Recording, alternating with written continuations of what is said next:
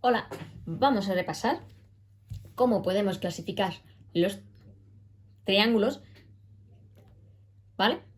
¿Cómo podemos clasificar los triángulos? Pues lo podemos clasificar según dos criterios.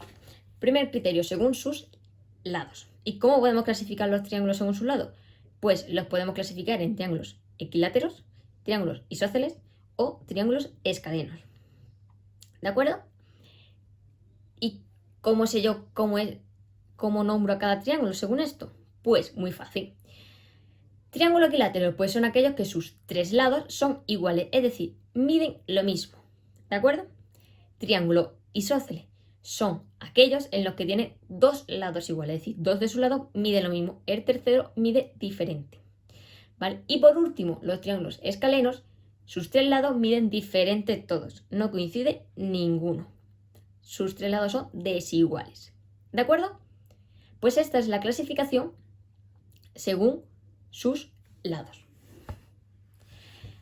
Segundo criterio, según sus ángulos.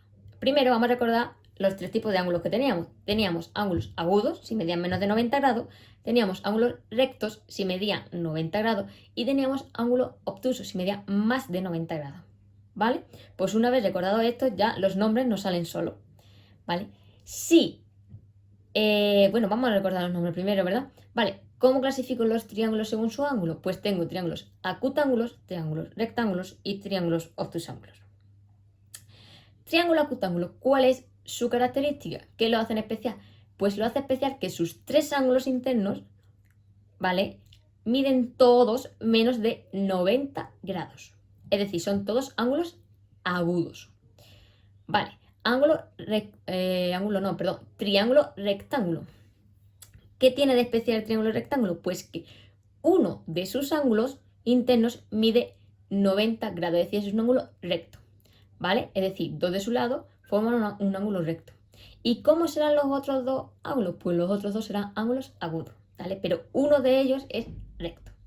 Y por último, los obtusángulos, pues los que nos quedan, uno de sus ángulos será obtuso, es decir, medirá más de 90 grados. ¿Y los otros dos? Pues los otros dos serán también agudos. ¿Vale?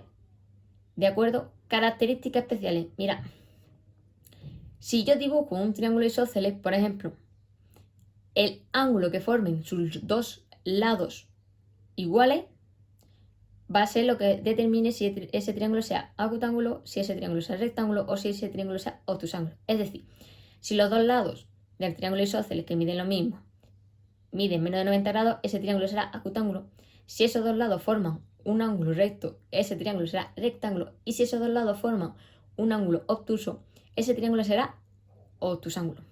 ¿De acuerdo? Otra cosa especial, que los triángulos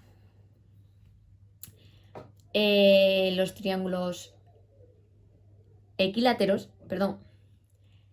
tienen la peculiaridad de que todos sus ángulos miden lo mismo. Es decir, son agudos y los tres miden 180 grados entre los tres, por lo tanto, si 180 grados lo divido entre 3, que son los ángulos que tengo, me dará que cada ángulo mide 60 grados. ¿Vale? Unos pequeños trucos. ¿Vale? Pues esto es todo por ahora. ¿Vale? Esto es todo lo que tenemos que saber sobre la clasificación de los triángulos. Nos veremos pronto con otra clasificación.